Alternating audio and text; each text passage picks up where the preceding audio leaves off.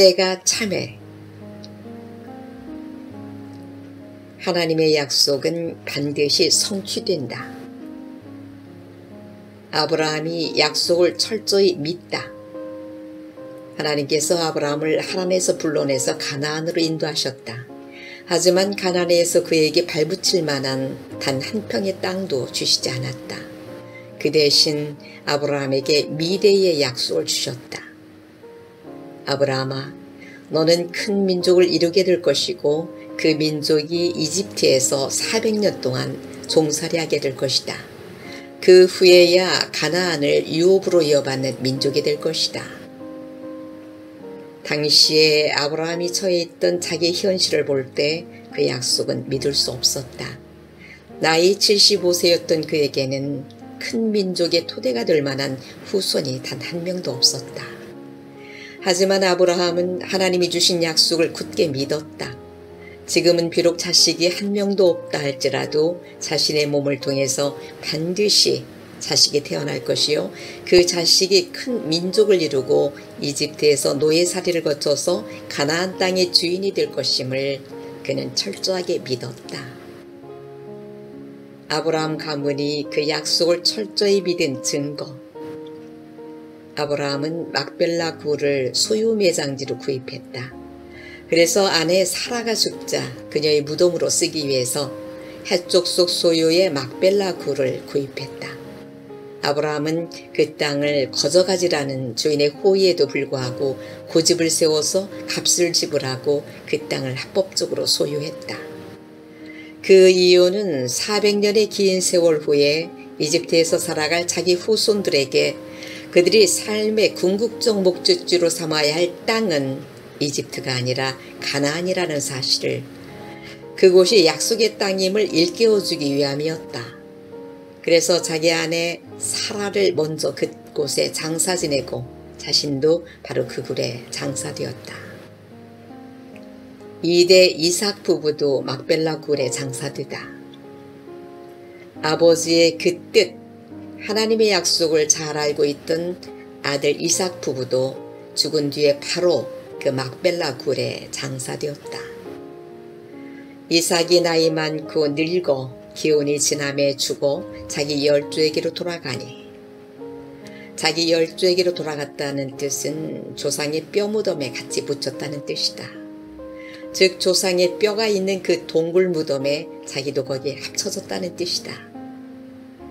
이삭도 막벨라 굴에 장사됨으로써 아버지가 세운 이정표의 의미를 후손들에게 재확인시켜 주었다.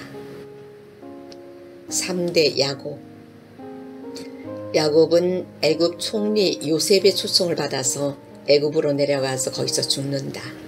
그러나 야곱도 그 막벨라 굴 속에 장사된다. 야곱 역시 자기 자신의 장래를 통해 지금 비록 히브리 족속들이 이집트에 살고 있지만 결국은 가나안으로 가서 살아야 할 것이라는 이정표를 세워주게 된다. 그래서 자신의 유해를 가나안 막벨라 굴에 장례 치러줄 것을 유언한다. 4대 요셉. 요셉은 죽은 후에 일단 이집트에 묻혔다. 그러나 후손들이 언젠가 출애굽할 때 반드시 자기 유고를 메고 가라는 유언을 남겼다. 실제로 모세는 출애굽할 때 요셉의 유고를 가지고 나왔다. 이렇게 아브라함과 그의 후손들이 몸은 비록 애굽에 살았으나 자기 매장지를 가나안 해쪽 속의 땅 막벨라 굴을 고집한 것은 하나님이 아브라함과 맺은 약속, 곧 가나안을 아브라함 족속에게 주시겠다는 그 약속을 절대 망각하지 않도록 하기 위함이었다. 실제로 그 약속은 망각되지 않고 대대손손 이어졌다. 하나님의 약속은 정말 성취되었다. 야곱이 자신의 가족을 이끌고 이집트로 이민 갈 때는 고작 70명 정도였다. 그런데 세월이 흘러 그들이 수백만이 넘는 큰 민족을 이루게 되었다. 자식 한 명 없는 아브라함에게 내 후손이 큰 민족을 이루게 하리라는 말씀이 세월이 지나서 어김없이 이루어진 것이다. 하나님의 약속은 때가 참에 성취된다. 400년이 참에 출애굽 성취. 하나님이 아브라함에게 약속하신 때가 가까움에 이스라엘 백성이 애굽에서 번성하여 많아졌더니 여기서 하나님이 아브라함에게 약속한 때란 구체적으로 언젠가? 그것은 이스라엘 백성들이 이집트에서 400년간 종살이할 것을 정하신 때다. 그 노예 생활 400년이 끝나가는 시점을 뜻한다. 이스라엘 백성을 노예살이에서 구원하신 분도 하나님이시지만 그들이 400년 동안 노예살이를 하도록 허락하신 분도 하나님이셨다. 둘 다 하나님이 하신 일이었다. 우리는 여기서 중요한 교훈을 접하게 된다. 이 세상에서 정상적인 사람치고 자발적으로 노예 생활을 선택하지는 않는다. 노예 생활이란 눈물과 고통 그리고 괴로움의 총체적 집합이다. 그저 노예에게 꿈이 있다면 단 1초라도 빨리 노예 생활에서 벗어나는 것이다. 더욱이 이스라엘 백성들은 처음부터 노예였던 민족이 아니었다. 이집트에서 그들의 삶은 송리의 집안으로서 풍요롭게 출발했다. 하지만 세월이 경과하면서 그들의 숫자가 창대해지자 이에 위협을 느낀 이집트 파라오는 그들을 노예로 삼아버렸다. 이렇게 하루아침에 노예로 전락되었으니 이스라엘 백성들의 절망과 고통이 얼마나 컸겠는가. 그들의 고통과 절망이 큰 만큼 그 밑바닥에서 얼마나 처절하게 하나님께 부르짖었을까 쉽게 짐작할 수 있다. 400년 기간은 변경할 수 없었다. 그러나 그런 절규에도 아랑곳 없이 그들이 원하던 출애굽이 당장 실현되지는 않았다. 그들이 매일 철야기도 한다고 해서 당장 노예살이에서 해방되지 않았다. 그들이 모두 죄를 뒤집어 쓰고 금식기도를 한다고 해서 해결되지 않았다. 그들이 아무리 몸부림쳐서 부르짖는다 하더라도 400년이 차기까지 그들은 이집트의 노예의 삶에서 벗어날 수 없었다. 그 기간을 작성하신 분은 하나님이셨다. 하나님께서 인간을 위해 결정하신 기한은 어떤 경우에도 인간에 의해 변경되거나 조정되지 않는다. 인간이 갈망한다고 해서 그 기한이 앞당겨지는 것도 아니요 인간이 온 힘을 다해 막아 나선다고 해서 닥치지 않는 것도 아니다. 그래서 하나님의 때가 가까워졌을 때 하나님은 모세를 통해 그들을 노예 생활에서 구해내시고 가나안으로 인도하셨다. 40년이 참의 지도자로 모세는 동족인 노예 생활로 고통당할 때 왕궁에서 왕자로서 편하게 살았다. 그런데 그의 나이 40세 한 이집트 병사를 살인한 사건과 관련해서 그는 이집트를 떠나 미디안 광야에서 지나게 된다. 그 황량한 광야에서 보잘것없는 양치기로 사는 제2의 인생이 시작되었다. 당시 세계 최고의 이집트 왕자의 신분에서 하루아침에 미디안 광야의 양치기로 추락했으니 그의 삶이 얼마나 고달팠겠는가. 모세 역시 그 고달픈 삶으로부터 빨리 벗어나고 싶지 않았겠는가. 시간이 차야 된다. 하나님께서 미디안 광야의 비천한 양치기에 불과한 모세를 위대한 신앙 지도자로 부르신다. 모세는 당시 80세였다. 왜 하필 80세 되던 그 해였을까? 스데반은 그 까닭을 40년이 참회로 답해주고 있다. 그 기간을 정하신 분도 하나님이셨던 것이다. 모세로 하여금 미디안에서 양치기로 40년을 살도록 결정하신 분은 바로 하나님이시다. 하나님이 작정하신 40년이 참에 모세를 불러주셨다. 우리는 여기서 위에 400년이 찬 것과 똑같은 메시지를 본다. 아무리 모세가 외치며 하나님께 기도한다고 한들 하나님이 작정하신 때가 차기 전까지는 모세는 광야의 양치기의 삶에서 벗어날 수 없었다. 만약 모세가 광야에서 도망갔다면 모세는 얼마든지 자기 힘으로 광야 생활을 벗어날 수 있었다. 만약 모세가 자기 임의대로 그 광야를 벗어났다고 가정한다면 모세는 출애굽의 대지도자가 되지 못했을 것이다. 3500년이 지난 오늘날 우리가 그를 기억할 이유가 없다. 그는 3500년 전에 광야의 먼지로 사라졌을 것이다. 40년을 못 박으신 하나님의 섭리, 80세에 부르심을 받았던 모세는 그 후에 이집트 홍해 광야에서 수많은 기적을 행하며 이스라엘을 출애굽시키는 위대한 제3의 인생을 살게 된다. 이렇게 모세가 화려한 제3의 인생을 살 수 있었던 것은 40년간의 광야 양치기로서의 제2의 인생에서 훈련받았기 때문이었다. 그런데 왜 제2의 인생의 길이가 40년일까? 20년, 30년 혹은 60년이 아니고 왜 40년이었는가?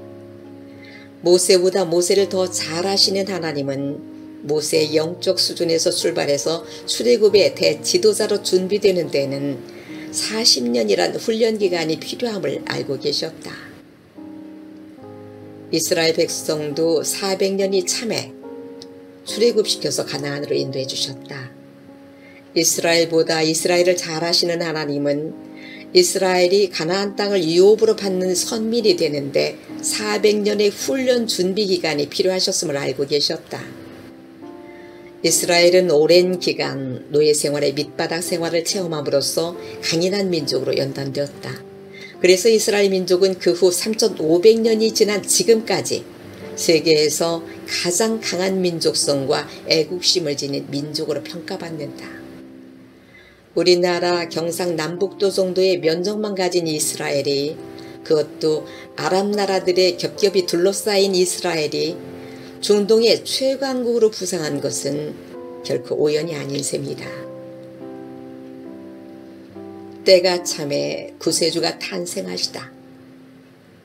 왜 예수님은 2000년 전이라는 시점에 이 땅에 오셨을까? 예수께서 이 땅에 강림하신 것은 어느 날 갑자기 일어난 사건이 아니었다. 그것은 수천 년 전부터 하나님이 인간들에게 해오신 하나님의 약속이었다. 그런데 왜 하나님의 그 약속이 이루어진 때가 꼭 2000년 전일까? 왜 1000년 전이 아니었을까? 왜 3000년 전이 아니었을까? 이 질문에 대해 바울은 이렇게 대답해준다. 내가 참에 하나님이 그 아들을 보내사 여자에게서 나게 하시고 그 때를 정하신 분도 하나님이셨다. 인간을 인간보다 더 잘 아시고 인간의 역사를 주관하시는 하나님이시기에 죄 많은 인간들에게 구세주를 계시해 보이실 가장 적합한 때가 지금부터 2000년 전 그때임을 하나님께서는 잘 알고 계셨던 것이다.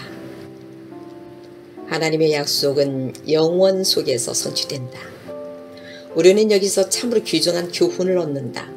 우리가 성령 하나님의 약속이 반드시 성취될 것이라고 믿는다면 그 약속이 성취되는 때도 역시 하나님의 주권에 달려있다는 것을 믿어야 한다. 하나님의 약속은 성취되는 때가 있다. 때가 차야 한다.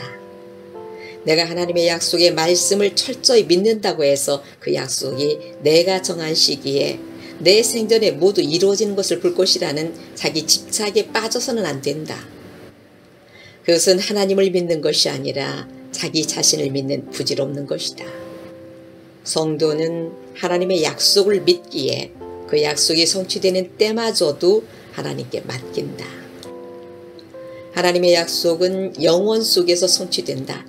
하나님의 약속은 결코 한시적인 약속이 아니다. 모두 영원한 약속이다.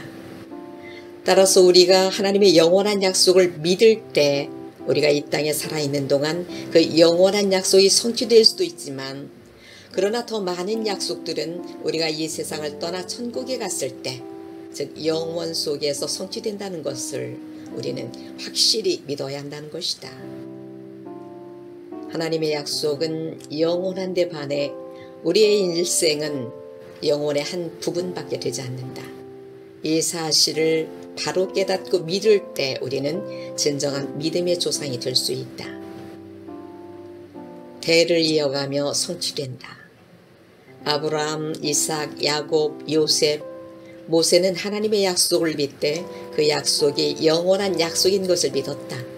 그래서 그들은 자신들의 죽음과 무덤마저도 그 영원한 약속을 위한 이정표로 세웠고, 그 결과로 그들이 믿었던 그 약속은 영원 속에서 그들의 후손들의 삶 속에서 대를 이어가며 성취되었다. 하나님의 영원한 약속을 믿을 때만 오늘 우리가 심어야 할 씨가 무엇인지 분별하고 실행할 수 있다. 영원 속에서 우리의 후손들이 오늘 우리가 믿은 그 약속의 열매를 거두게 될 것이다. 하나님이 가장 좋은 때를 아신다. 우리가 믿는 하나님의 약속은 영원한 약속이다. 그 약속이 성취되는 때를 결정하시는 분은 하나님 한 분이시다. 만사가 이루어질 때가 오직 그분에게 속해 있다. 하나님이 작정하신 때가 우리에게 가장 좋은 때이다. 우리를 창조하신 하나님이 우리보다 우리를 더 잘하시기 때문이다. 그러므로 절대 조급하지 말자. 마치는 말 적용. 그렇다면 여기서 믿음이란 무엇인가? 믿음이란 하나님의 모든 약속이 영원한 것임을 믿는 것이다. 지혜가 무엇인가? 하나님의 약속이 성취되는 때를 결정하는 분은 오직 하나님 한 분이심을 아는 것이다. 성숙은 무엇인가? 내가 맞는 매일 하루하루가 영혼의 한 부분임을 깨닫는 것이다. 신실이 무엇인가? 하나님의 영원한 약속을 믿는 자답게 내가 오늘 뿌려야 할 씨앗을 최선을 다해서 뿌리는 것이다. 무엇이 믿는 자의 분별력이겠는가? 내가 나를 아는 것보다 하나님이 나를 더 잘 알고 계신다는 것을 인정하는 것이다. 누가 행복한 그리스도인인가? 하나님의 약속이 내가 정한 때 이루어지리라는 집착에서 벗어나는 것이다. 그가 믿음의 조상이 되는 것은 그가 믿은 모든 하나님의 약속이 그의 후손들의 삶 속에서 대를 이어가며 결국 결실되어 갈 것이기 때문이다.